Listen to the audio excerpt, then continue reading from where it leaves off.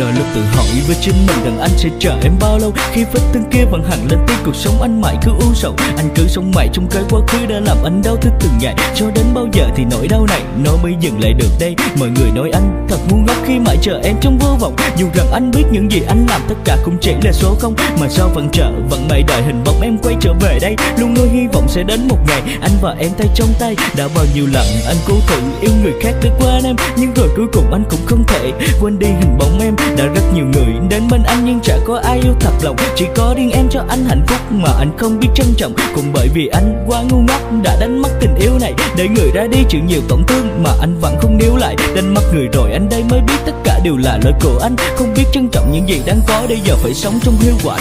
Từng ký ức vẫn mãi in sâu vào trong tâm trí anh hơi người, giờ đây anh biết phải làm sao để anh quên được em. Người ơi em có biết không, tình anh vẫn trao cho người. Một lần thôi em ơi, hãy cho anh thêm một cơ hội.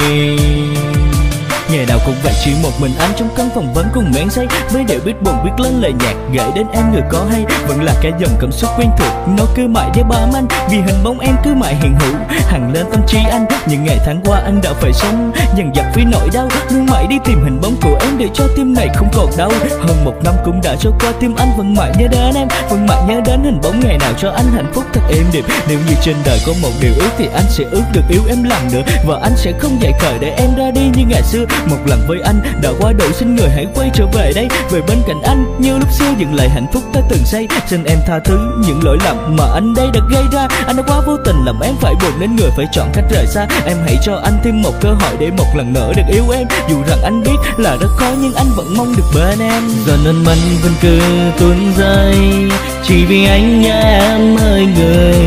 Niềm hạnh phúc khi xưa giờ theo cơn gió cuốn bay thật xa. Ngày tháng cứ thế trôi qua, lòng anh nhớ em càng nhiều. Phải làm sao để cho em quay trở về bên anh? Đã bao lần bên đây cô đơn tìm môi cánh để phai mãi đường, không cần quên em anh lại càng nhớ.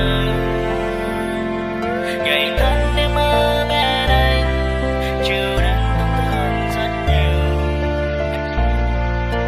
vì được không mà cho em hạnh phúc. Từng ký ức vẫn mãi in sâu vào trong tâm trí anh hơi người, giờ đây anh biết phải làm sao để anh quên được em. Người ơi em có biết không, tình anh vẫn trao cho người.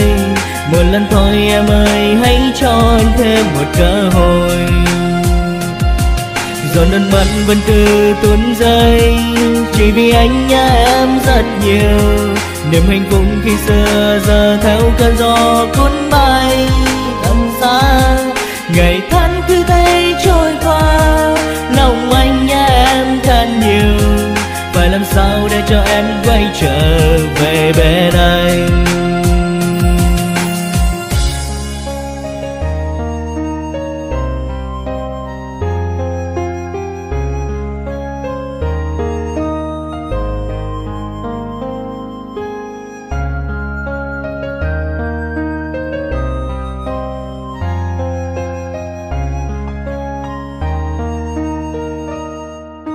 Click on the beat.